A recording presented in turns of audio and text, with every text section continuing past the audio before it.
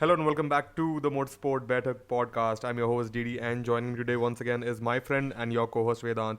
On this episode, we'll be trying to answer the question: how was Super Sebring weekend, the 71st running of, I think the IMSA race. I don't remember what was the race number for the WEC race, but regardless, let's grab some chai, take our seats, and dive right into the conversation. Yeah. Definitely botched that intro up, but nevertheless, what a weekend of racing, Vedant. What a weekend of racing. I mean, yeah, after 12 hours, it came down to literally the last 30 minutes of the Yeah. weekend. Yeah. What a dramatic finish. A lot of comments flying around Twitter, a lot of disagreements, a lot of drama, but in the end, you know who's the biggest winner out of all of this? That's us. Yeah. That is us. Absolutely. What a way to sign off a 4 day weekend. I mean, obviously, I had the privilege to be there in person this time around, and let me tell you this. I mean, I talked highly about the Daytona 24 hours, and this was no less. This was no less. For $110, I mean, I can't even describe bang for the buck for 4 days of racing the way it went down with WEC and Yeah. IMSA across the 4 days. Oh, life doesn't get any better than this. Let me tell you that. Yeah. It's To just be at the track all day for 4 days, watching the newest, bestest, fastest cars go around the track, and not just any track, at the home of endurance racing yeah. in the Yeah. US. It's it's a privilege. Absolutely. I mean, as you said, it's like we are the real winners, and sports car racing in general is an absolute winner because this was the first weekend for the WEC and the actual hypercar class with all the entrants. And Yeah, although Toyota dominated it, which was expected, but it wasn't as disappointing, and all the other participants were encouraging. Ferrari got pole.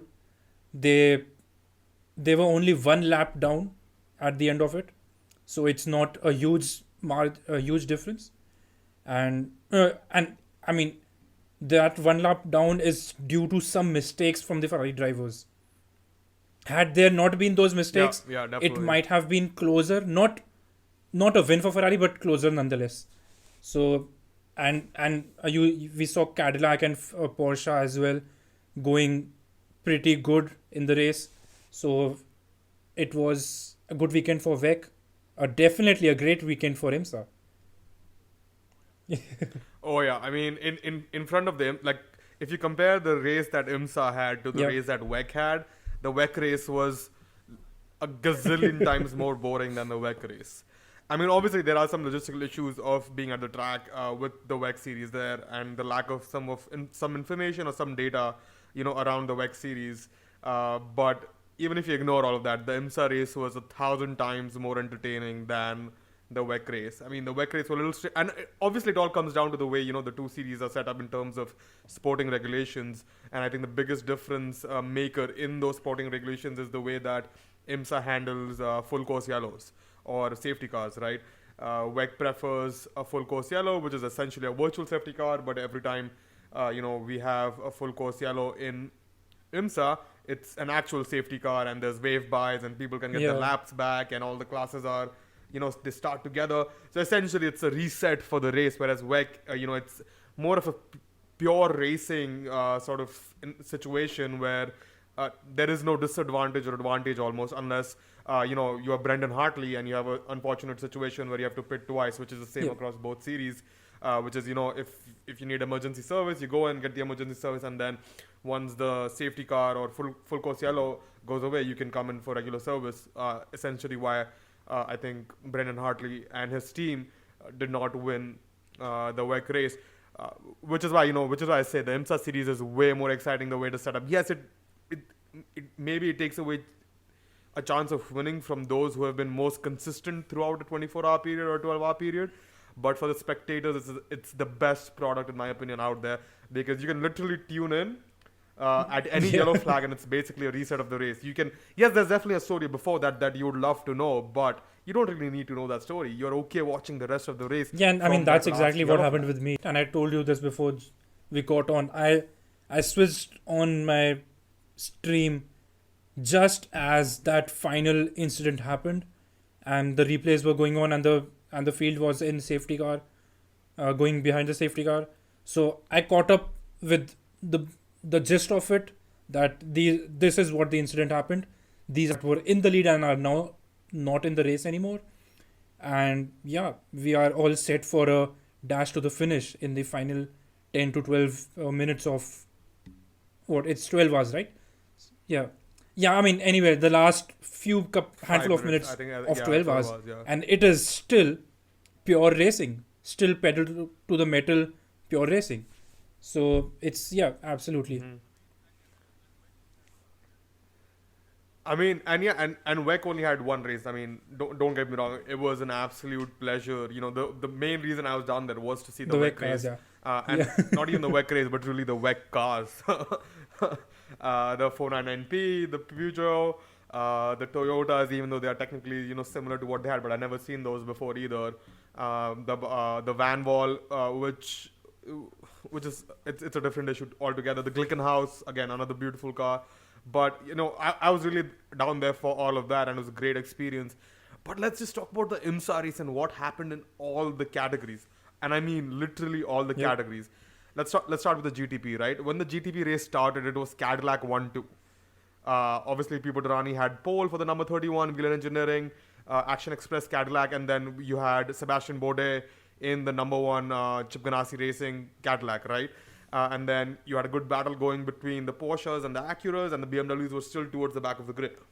However, this time around, the BMWs hung around and stuck with everyone. And throughout the race, there was a 1-2 Cadillac to start off with. Then there was a time when it was like a 1-2 Acura. Yep. Then there was a 1-2 Porsche towards the end of the race before it all went down with Felipe Albuquerque. And somehow, we Yeah. end up with Jack Aitken, the man who started on pole, taking the win.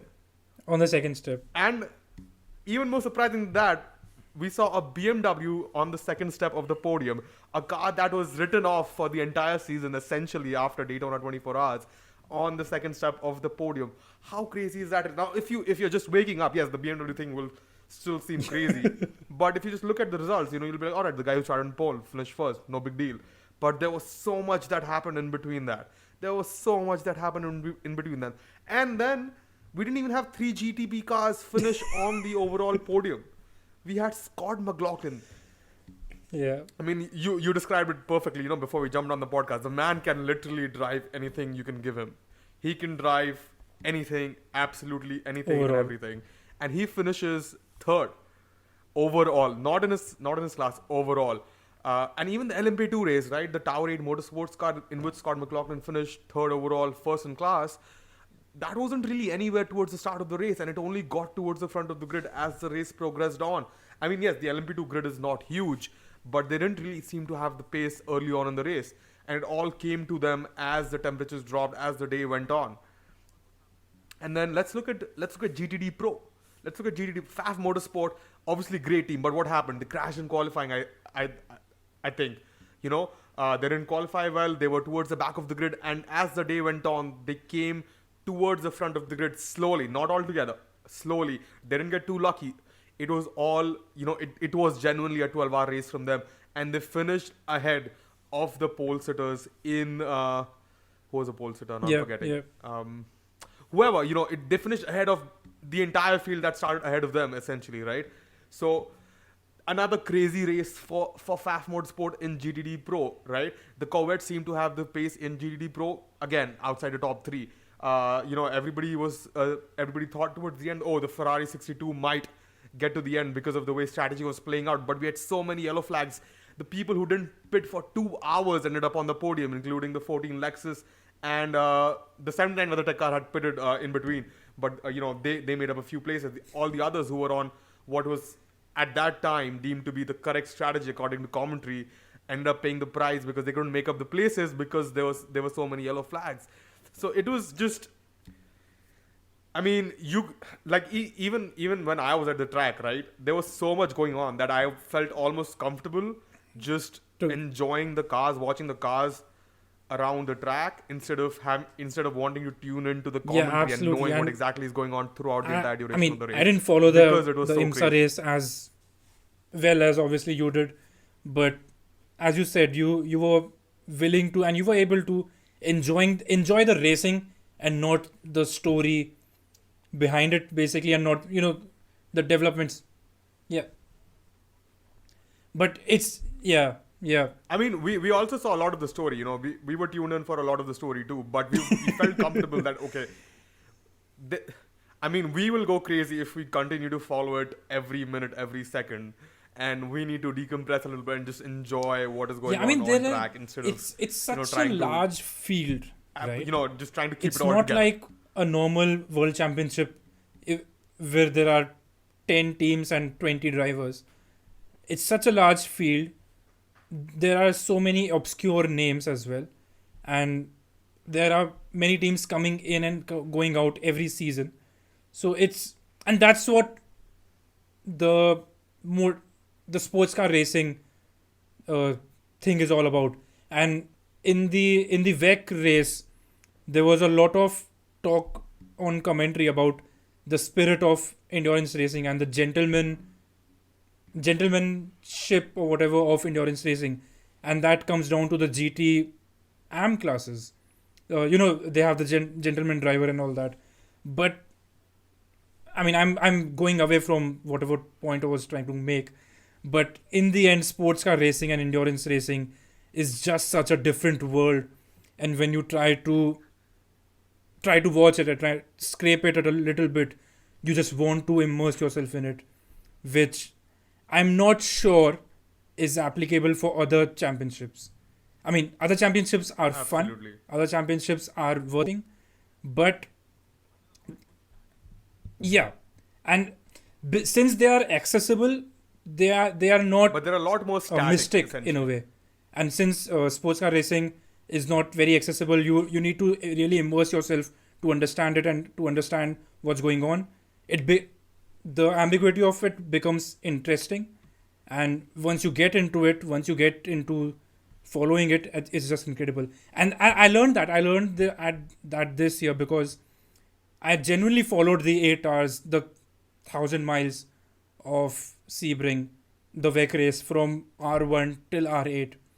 And obviously I was doing some work in between, but I genuinely followed it, and it gave me a great sense of, you know, yeah, I'm a motorsport fan and I want to see these things and follow these stories.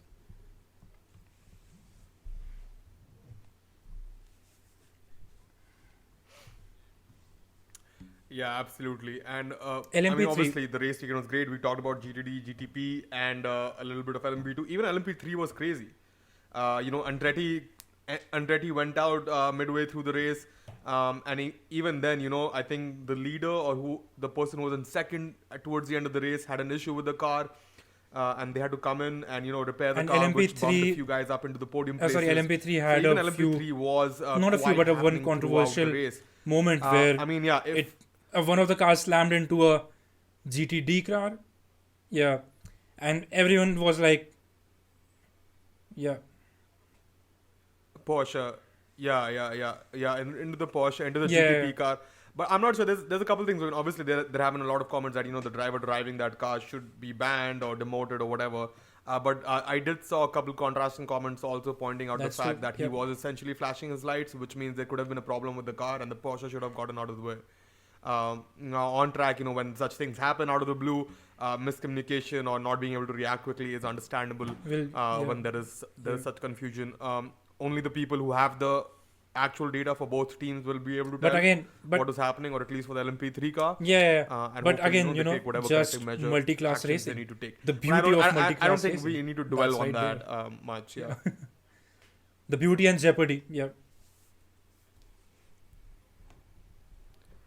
Yeah, exactly. Yeah, exactly. I mean, I think so. So if you're watching it on TV, right? Even though you're watching on TV, you can see how people are navigating through traffic. But when you're watching one corner, or let's say a section of the track, a mini sector of the track in real life, you realize how much time can be yeah, gained or lost just in traffic. Especially at a track like Sebring, which is not very wide, it's quite a narrow track, compared to the Daytona Oval. So the race ebbs and flows around the lap, around the lap. Like two GTP cars could be within a second at the first corner, and then Yeah. three corners down, there might be 5 seconds between them. But by the time they get back to the front straight, uh, they might still be nose to tail. So the traffic is, I mean, the way you have to weave through traffic is absolutely beautiful. But let me just talk about the track that is Sebring and the audience experience or the spectator experience that it provides. Now you can literally watch any corner of the track as long as you're willing to walk there. And it's probably one of the best. I mean, I've been to a handful of races. It's Yeah, probably yeah. one of the best. Just simply, I'm talking about, like, a spectator experience. Just the me watching experience. It was probably one of the best.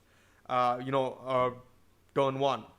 I mean, there is a spot on the outside of turn one towards the pits, where where all the camp, it's all camping setup, right? Most of the teams camp there, and there's also public camping and whatnot. So you can go there. You can stand next to the barricades Yeah. and watch the cars coming up the straight, up the front Yeah. stretch, out of the pits, doing that first Sebring corner, and then going down into turn three, essentially, because turn two is a king. So you can see them going all the way down to turn three, and it's one of the most beautiful views in racing that I've seen. Then again, if you're standing between, I think, turn 7 and turn 10, you can see the cars come up to turn 10, and it's another wonderful view. You can be at turn 7 also, see the cars brake hard into the hairpin. There's just so much action at Sebring, and there's so many different places to watch it from. That's probably one of my favorite spectator experiences so far. Yes, you can't watch the whole race from somewhere, from the grandstands as you could in Daytona, which is a different kind of experience in its own. But the way you see the cars weaving through the bends and the S's here, the way you can watch them, it's absolutely stunning. And I mean, I know you like, you do a Yeah. lot of photography, Vedant. I mean, You would the find it absolutely exhilarating to be there with a camera and have the opportunity to absolutely, and photograph I these think cars in action. Sebring is famous for Which is why there was sunset. literally every other the- person was there with the camera. The main straight aligns with the sunset, and in the WEC race, while it was during the final stages, the sun goes Yeah, down. yeah. Right, that was the timing, right? Yeah. So yeah, yeah.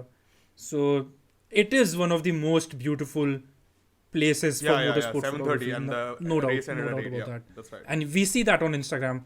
Like, if you follow all these motorsport photographers, you will see what I'm talking about. Yeah. Yeah. And Yeah, I when was about to ask the you that. hashtag Yeah. respect the bumps is an undercutting way of putting how bumpy Sebring actually is.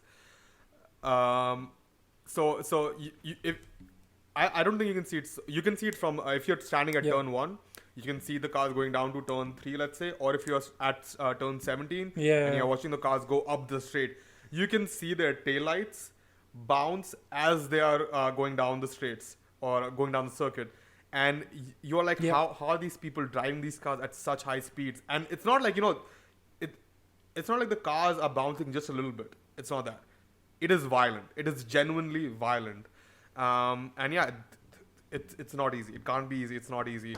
And it's just genuinely amusing to see the cars, just bounce so much on a racetrack. I mean, especially the- some of these the GTD bumps cars, are which aren't just as incredible. stiff It's- as, it's let's so say, unique Formula in 1 the- cars or Indy cars. entire motorsport calendar. This circuit, and yes, we have Formula E, which goes around street circuits and all that, but to have a permanent circuit Mm-hmm. in an airfield like this, where it's all bumpy and it remains and it maintains that tradition, it's incredible. And like, if Formula E was racing here, we might see a lot of energy surges, maybe. Yeah.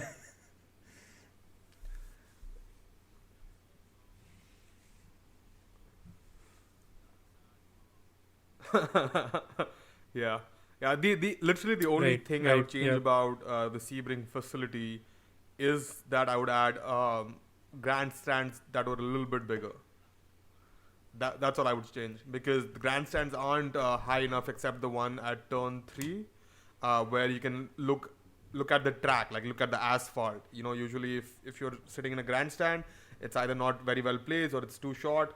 and you're still looking over the barriers and you can't really see the entire car on the track essentially. Yeah, which is why when we were at turn 7, some good man, his name was Jim, bless him. He apparently brings a ladder with him at Sebring, and he left that ladder at turn 7 hairpin, and we all enjoyed the view from the top of his ladder. Just climbed it and sat there for about 30 minutes, and we could see the cars coming down turn 7. So you can essentially see the cars rounding from turn 3, 4, 5, 6, or yeah, coming through turn 6 all the way down to turn 7, braking hard, and then going down turn 7, 8, 9. So again, bless whoever Jim is, and Jim's perch that he called his little, Yeah. not his little, but that he called his ladder. But yeah, I mean, if you're a motorsport fan, go down to Sebring and watch some racing. Is all that I'll say. And the facilities are really nice. Unlike Daytona, obviously the crowd isn't as big as Daytona, but still a substantial crowd on a Saturday. But go for all 4 days, see what's out there, explore the whole area, and it's a fun time. It's a fun time, and everybody's willing to have a chat. And if you already didn't know about this, both WEC and Right, IMSA paddocks are open Yeah. for you to go have a chat with people, Yeah. look at the cars, spend as much time So, as you want, I mean, whenever yeah, you want. I was about paddocks to ask close you, at, I think 11 the night. in Daytona, So you can be there had until a 11 great after gates experience open. regarding not the paddock, Uh, but the fan experience part of it, where you got all the T-shirts and everything, the fan village part of it, basically. But in Sebring, since there are 2 series, I wanted to ask you: Yeah, same is setup there. the fan village thing Yeah. common in a way? Okay. Yeah. Okay, so here's the thing. So what was disappointing about that was WEC didn't have anything. WEC didn't participate in the fan village essentially. WEC wasn't really doing much, but they didn't even have Right. pamphlets or spotters guides out there for people to watch, see. There wasn't really information on where exactly you could follow the WEC race if you wanted to see the timings and everything. Right. So the way I would put it is like WEC fan support lagged a lot. Now, obviously, people who follow, WEC and all, they know they can tune into Le Mans Radio and listen to the commentary if it's on. They can do, Right, yeah, they can yeah. go to the app or the website and look at it. But again, the WEC representation outside of the paddock was not there. There weren't any WEC pamphlets. There wasn't like a WEC store. So all of that fan engagement aspect Daytona. from WEC was missing, which was one. I mean, Daytona is a which was a little bigger bit event disappointing. for IMSA, But so it makes sense. IMSA had it on, so it was basically similar to what was there at Daytona, a little bit less. Like I think a couple booths. Yes, like a couple companies' booths were missing. I think Ford was in there this time around, and maybe someone else too. So the vendors were a little Yeah. bit different and that sort of thing. But again, Hyundai had their thing there, Lexus had it, Cadillac had it, and a couple others. So it was still a good fan experience. You still go out there, get a lot of free swag, and Literally, yeah. enjoy your time. I think the food situation at Sebring was better than what was at Daytona in my opinion. But also keep in mind that I'm vegetarian, so my options are anyway limited. But yeah, I think if Yeah, you're going to Sebring, yeah. I would. I mean, obviously, camping comes with its issues everywhere. Whether that's toilet access, shower access, porta potties, and all that sort of stuff. Yeah. But if you're okay with camping, definitely camp and take in the Sebring experience, because camping at Sebring is a whole different world that obviously I didn't get to experience, unfortunately, or fortunately. But it's a whole different experience. We had a few conversations with a few people who've been camping there for years. Like, we met a guy whose first race there was in 73 or 76. One of those 2 years, I'm forgetting. I mean, I think the Um, trouble with and we had a chat camping with is him, and if he's you are been coming there ever if you're since coming every from year far away, religiously if you're coming to watch at like, least the IMSA weekend, if unless not you the are WEC driving there, it might be difficult, and yeah, exactly, and Yeah, I mean, most people Exa- who camp here, at least in America, like at the races, that's people not with how it motorhomes or like RVs that's and not that sort what of stuff. people usually do. Not And- a lot of and people I know- are and just I was camping in a tent with their looking car. at the There are people like centenary that, but event that's for not the Le Mans majority for of the this. At Le Mans for this, I mean, I know I can't go, but I was just looking at the prices and all these things. Camping is much more cheaper than the hotel room availability. But at the same time, when you like, since we are first timers, so if we do all the camping equipment and all those Yeah. things, it will come out relatively equivalent. Exactly. So if yeah, yeah, Yeah, yeah, if you yeah. don't already have the equipment, yes. If you do, obviously, yeah. If you're renting that equipment or buying it, it's gonna cost you more. I mean, essentially, why we decided not to camp, right? Otherwise, camping could have been one of the options. But yeah, I mean, Yeah. definitely Sebring again, great experience. Makes me wonder if No, going Petit to Le Petit Mans Le is Mans it's in later around in the your year place only, right? should be on the Like, board. But I don't think I oh, can but afford no, that at this so point. there's one After going track to in Wisconsin, Road no, America. it's in Atlanta, Yeah, Georgia. yeah.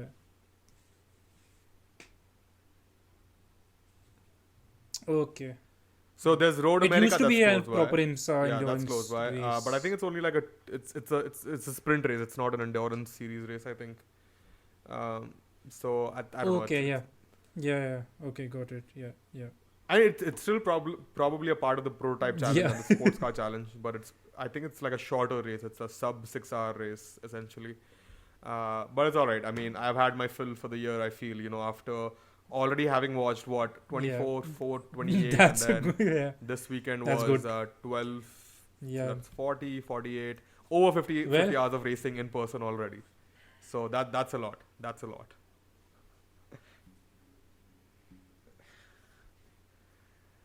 Uh, but any other questions about the Sebring weekend? I mean, I think we covered a lot of it. It was an exciting race. I shared my experience.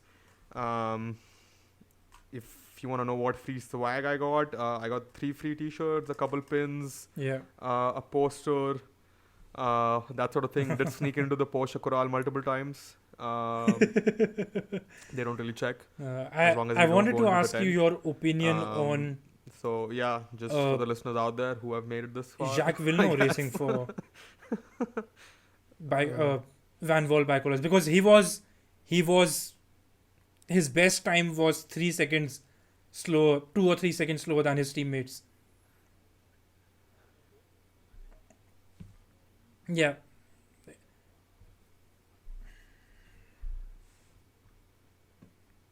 I mean, I think it's more of a PR thing than a race thing.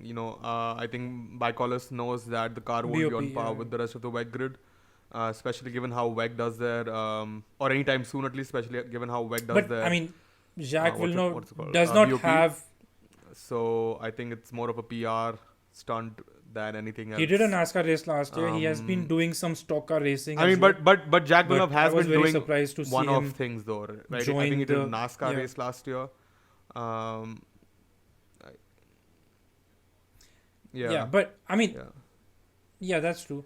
I mean, So these guys. I I would mean, have been they're less racers. surprised if he If they had get an joined opportunity, if they get an get IMSA a call, project they'll jump on it. Especially if it's than a I new was program. like when he joined a VEC project, and which I don't know if it goes to say something about the my Mhm. bias or whatever, but I feel, I mean, because we Huh. see in IMSA a lot of sort of multi championship drivers as well, and not a lot in VEC, so that may be a thing. Yeah, that Yeah, of yeah. course, Mm-hmm. yeah, I mean, it also depends on like what opportunity came his way, right? Like if you look yeah, at the WEC grid, most of the people are like factory drivers or have been associated with the teams for a long time who are driving at the highest level, right? So it also depends on yeah, that, yeah, and we might see more drivers like Jack Villeneuve next year when we have sort of Franchini coming into WEC and a couple other teams, and but even more than that, like the reason I'm less excited about WEG is yeah, not just because of that's not as good as a product as IMSA because of the sporting regulations, but also because the BAP takes a lot of time to kick in. They only do it like a couple times a year, and there's usually a huge disparity in the top class, which is why I'm a little bit less excited about WEG.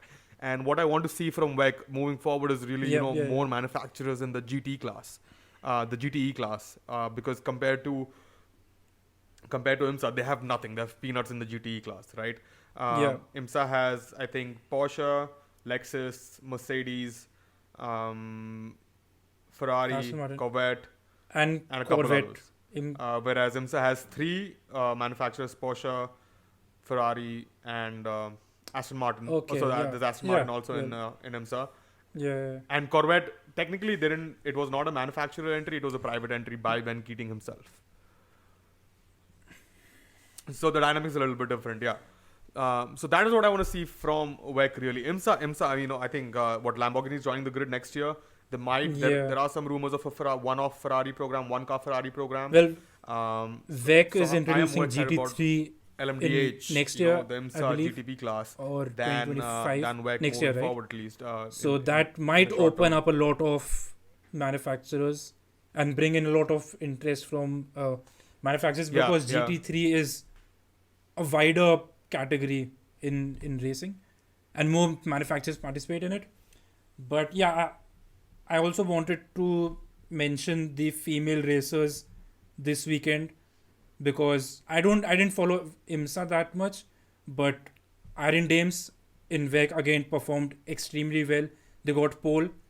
They made a mistake. They were leading, yeah.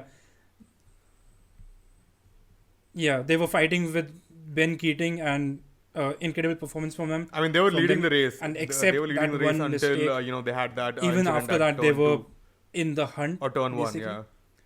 And there was also Dorian Penn, yeah, and she matched the pace of her Yeah, teammates, and drove incredibly well.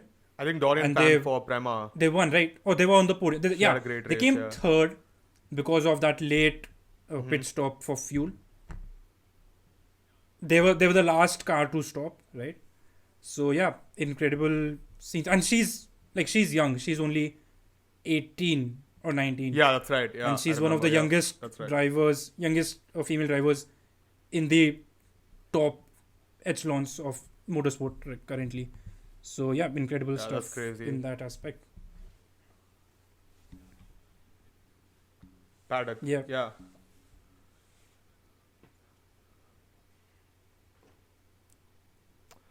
Yeah, I mean, it was a great 4 days. It was a great 4 days, and especially this time I'd Yeah, gone out with a that's- friend that's who incredible. just like you, who That's loves true. motorsport just as much, and to have someone else to share that experience with just made it as much better. Oh, yeah, that's But great. yeah, that's all. I think the only last bit of tidbit that I can add to all of this is I did get a chance to say hi to Marshall Pruitt. Did meet a spotter. The spotter that I met was Josh Pearson's driving Rising coach, star. I believe, Steven Yeah. Simpson. He was there with United Autosport. So Josh Pearson, just to refresh your memory, is the rising star in sports car racing. Yeah, it was a And real he's doing disappointing absolutely thing insane. for them. Yeah. These guys were leading in LMP2 until they had an issue with the engine. Apparently, a camera fell down and the engine cut out or something like that. And Yeah. yeah. So we saw him. He was spotting right, sitting next to us, and we saw his disappointment, and then he left when that happened. Yeah, got a Yeah, chance to say hi to that's and got a chance to say hi to David from Davidland YouTube channel, who also covers a lot of American, a lot of motorsport. So yeah, it was interesting meeting all of these people. Yeah, that's about it. Well, thank you for joining me once again, Vedant. And for now, we'll take your leave. And as always, we'll catch you on the next one.